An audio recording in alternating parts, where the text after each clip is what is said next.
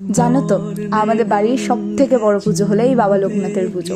আমরা আমাদের বাড়ির লোকজন সবাই সারাটা বছর এই একটা পুজোর জন্য অপেক্ষা করে থাকি, সেটা হলো আমাদের বাড়ির পুজো, বাবা লোকনাথের পুজো। একদম সেই বলে না চাতক পাখির মতো অপেক্ষা করা, ঠিক সেরকম অবস্থা হয় আমাদের।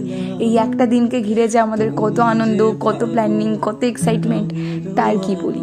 তার অবশ্য কিছুটা তোমাদের সাথে আমি লাস্ট 7-8 দিন আমি শেয়ার করেছি। যাই হোক, অবশেষে সেই দিনটা, যে দিনটার জন্য আমরা সারা বছর অপেক্ষা করে থাকি।